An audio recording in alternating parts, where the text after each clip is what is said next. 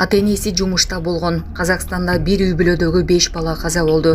Батыш Казакстан облусунун Сырым районундагы Жимпит айылында үйдөн чыккан өрттүн кесепетинен 5 бала каза болду. Кырсык болгон учурда ата-энеси үйдө болгон эмес. Бул тууралуу Тенгер News Казакстан жазды. Өрт өчүрүүчүлөр үйдөн эс учун жоготкон 1 жаштан 6 жашка чейинки 5 баланы табышкан. Бардык жабырлануучулар түтүнгө ууланган белгилер менен ооруканага жеткирилген. Балдардын баары тез жардам мунасы менен райондук ооруканага жеткирилген. Алардан жашоонун эч кандай белгилери байкалган эмес. Дарыгерлер бардык аракеттерди көрүшкөн, бирок балдарды сактап калууга мүмкүн болгон эмес деп билдирди. Батыш Казакстан облусунун саламаттыкты сактоо башкармалыгы белгиленгендей 5 балалуу үй бүлө ижараланган үйдө жашачу. Өрт чыккан учурда ата-энеси жумушта болушкан. Балдардын өлүмү боюнча сотко чейинки иликтөө иштери башталганын Батыш Казакстан облустук ички иштер башкармалыгы билдирди. Баары уланып калышкан.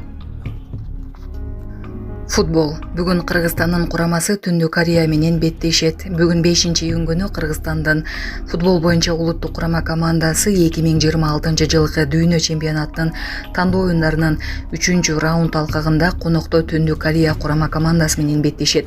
Беттешер Рияд шаарынын Файсал бин Фахд атындагы стадионунда 6-июнга караган түнү Бишкек убактысы боюнча саат 12:15 старт алат. Бүгүнкү беттешке күбө болуу үчүн Акшумкар командасынын күйөрмандарына фан-зона уюштурулат. Чүйдө Гүлмира Кунавалова 26 майдан бери дайынсыз болуп жатат.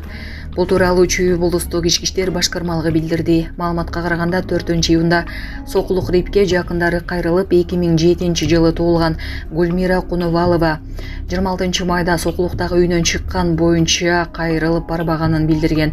Аталган факты каттоого алынып териштирүү башталган. Анын жүрүшүндө кыздын үйдөн бир нече жолу кетип калганы аныкталган. Сүрөттөгү жаранды көргөндөр болсо 0312 607 567 031 34 533 80 0558 861 486 номерларына чалсаңыздар болот. Булак Сиреп Кежи. Ассаламу алейкум, урматтуу кыргыз элим. Мен Кубанычбек кызы кымбат. Көптөн бери сиздерден жардам сурап кайрылган себеби жол кырсыгына катталып 2 жыл мурун уулум Мухаммад башынан удар алып баса албай калган. Азыркы учурда башында аппараты менен баламдын басып кетүүсүнө жардамыңыздарды аябаңыздар. Баланын бир жери ооруса, эненин жүрөгү ооруйт экен. 5-10 сом болсо да жардамыңыздарды аябаңыздар. Биз үчүн өтө чоң жардам. Тун катарында балам ойноп күлүп басып кетүүсүн каалаймын. Баламдын басып кетүүсүнө себепкер болуңуздар. Урматтуу мусулман кыргыз элим, азыркы учурда бизге $2000 акча каражаты керектелүүдө. Балам азыр башында аппараты менен жатат, баса албай. Жардамыңыздарды аябаңыздар. Аллах таалам сиздерден ыраазы болсун. Биздин реквизит номерлер бардыгы өзүмө караштуу. Банк Баткы деп чыгат 3197, единица кылып салам дегендерге деньги бар. Россия өлкөсүнөн которум дегендерге Сбербанк 0600 Самаган деп чыгат. Өзүмдүн иним азыркы учурда Россия өлкөсүндө стройкада иштеп жүрөт. Баарыңыздардан Аллах таалам ыраазы болсун. Тамыздарга рахмат. Бишкекте күч менен унага салган кыздын секирип түшүшү, адам уурдоо менен кылмыш иши козголду. Кечээ 4-июнда социалдык тармактарда Бишкектеги Тыналиев көчөсүндө тартылган видео тараган.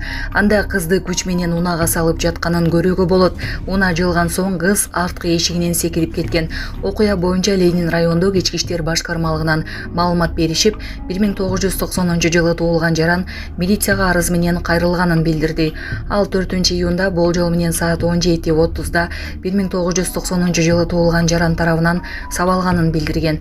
Аталган факты каттоого алынып, соттук медициналык экспертиза дайындалган. Бүгүн 5-июнда бул факты боюнча адам уурдоого аракеттенүү боюнча кылмыш иши козголду. Жүргүзүлгөн ыкча миликтөө иш-чараларынын негизинде милиция кызматкерлери тарабынан 1990-жылы туулган шектүү кармалып, кылмыш жаза процессуалдык кодексинин 96-беренесине ылайык убактылуу кармоочу жайына киргизилди. Азыркы учурда бул кылмыш иш боюнча тиешелүү экспертизалар дайындалып, ар тараптуу иликтөө иштери жүргүзүлүүдө.